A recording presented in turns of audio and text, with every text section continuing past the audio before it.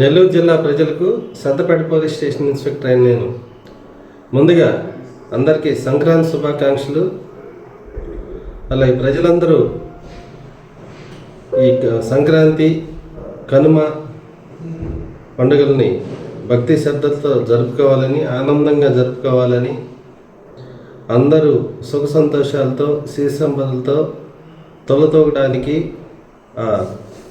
అమ్మవారిని, దేవుళ్ళని అందరినీ ప్రార్థించి జరుపుకునే ఈ పండుగను అందరూ భక్తి శ్రద్ధలతో జరుపుకోవాలి. అలాగే గొబ్బెమ్మలని మనం 17వ తారీఖున ఏటి పండుగని జరుపుకుంటాం. గొబ్బెమ్మలను నిమజ్జనం చేస్తాము.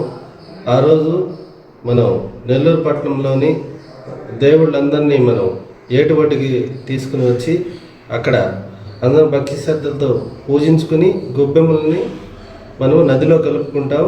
ఈ పండగకి ప్రజలందరూ పాల్గొని భక్తి శ్రద్ధలతో జరుపుకోవాలని, ఈ సందర్భంగా ఎలాంటి శాంతి పద్ధతులకి విఘాతం కలిగించకుండా అందరూ భక్తిగా ఉండాలి అని కోరుకుంటా ఉన్నాం. ఈ సందర్భంగా ప్రజలు ఎవరు కూడా అక్కడికి వచ్చినప్పుడు ఈ మద్యపానానికి దూరంగా ఉండాలని, ఏదైనా ఆ ట్రాఫిక్లో కానీ ఎక్కడైనా సరే అంతా క్రమ పద్ధతి, క్రమశిక్షణ పాటించి ఈ పండుగను జరుపుకోవాలని పోలీస్ డిపార్ట్మెంట్ తరఫున అందరినీ కోరుకుంటూ ఉన్నాం.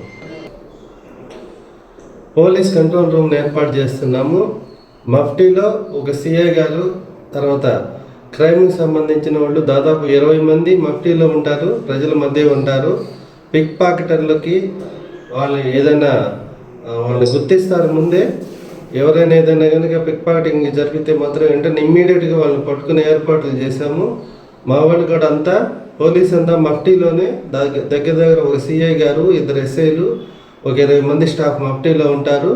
అక్కడ ఎలాంటి పిక్ పాకెటింగ్ కానీ ఎలాంటి ఇన్సిడెంట్లు జరగకుండా కట్టుదిట్టంగా బందోబస్తుకి ప్లాన్ చేసుకుంటున్నాం.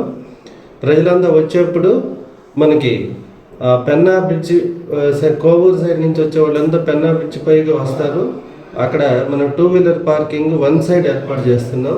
ఆ 2 వీలర్ పార్కింగ్ అక్కడ ఆ పెన్నా బ్రిడ్జి పై నుంచి మొత్తం ఆ ఏరియా అంతా 1 సైడ్గా బైకులను పార్క్ చేసుకోవాలి.